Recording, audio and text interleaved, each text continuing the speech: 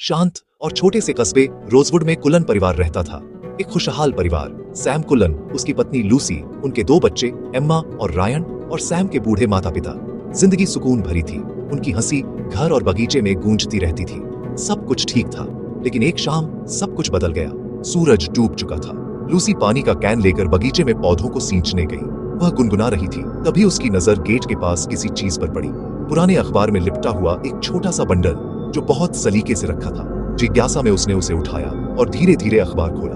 अंदर थे बालों के गुच्छे, सिंदूर लगा हुआ नींबू और टूटी हुई लाल चूड़ियां जिन पर कोई गहरा दाग था। लूसी का दिल धड़क उठा। उसकी रीढ़ में सिहरन दौड़ गई। वह कांपते हुए चीखी और बंडल को गेट के बाहर फेंक दिया। कुछ कहे बिना वह अंदर भागी और दरवाजा बंद कर लिया। किसी को नहीं पता था कि उसने क्या छू लिया था या किसे अपने घर में बुला लिया था। थोड़ी देर बाद सैम घर लौटा। चलो आज चर्च चलते हैं, फिर डिनर कर लेंगे। बहुत दिन हो गए कहीं बाहर गए। मुझे सिर दर्द है, तुम लोग जाओ। थोड़ा बाहर चलने से अच्छा लगेगा, चलो ना। लूसी ने अनमने मन से हामी भर दी। जब वे चर्च पहुंचे, सब लोग अंदर गए सिवाय लूसी के। जैसे ही उसने दरवाजे को छुआ, उसका शरीर सख्त हो गया। उसकी आंखें सफेद पड़ गईं, होंठ कांपने लगे। ये जगह मेरी नहीं है। इससे पहले कि कोई कुछ समझ पाता, लूसी जोर से चीखी और कार की ओर भागी। वह अंदर जाकर दरवाजा बंद कर बैठ गई। परिवार घबरा गया। वह कार के अंदर बैठी थी, कुछ अजीब सी आवाजों में बड़बड़ा रही थी। मैं लूसी को तुम सबसे दूर ले जाऊंगी। रात होते होते लूसी का बर्ताव और डरावना हो गया। वह कभी हंसती, कभी रोती और अजीब अजीब आवाजों में बोलती। बच्चे डरकर दादी के पीछे छिप गए। दादी ने कांपती आवाज में सैम से कहा, सैम, ये लूसी नहीं है, अब इसमें कोई आत्मा आ गई है।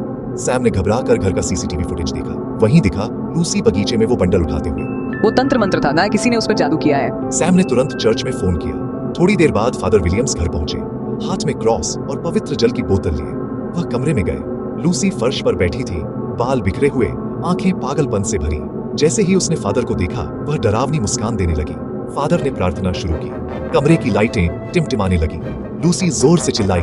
उसकी आवाज दो लोगों की तरह गूंज रही थी। तुम इसे नहीं बचा सकते, यह अब मेरी है। फादर ने क्रॉस उसके माथे पर रखा, लेकिन असर नहीं हुआ। एक एक कर सारी लाइटें फटने लगी। उस रात कुलन परिवार के घर से चीखें सुनाई दी। सुबह हुई तो बस सन्नाटा था। पूरा कुलन परिवार मर चुका था। सिर्फ लूसी गायब थी। आज तक किसी को नहीं पता चला कि वो बंडल किसने रखा था। पुलिस को घर खाली मिला, दरवाजे खुले, दीवारों पर खून के निशान और बगीचे का गेट हवा में धीरे धीरे झूलता हुआ। कहते हैं लूसी आज भी रोजवुड की गलियों में घूमती है।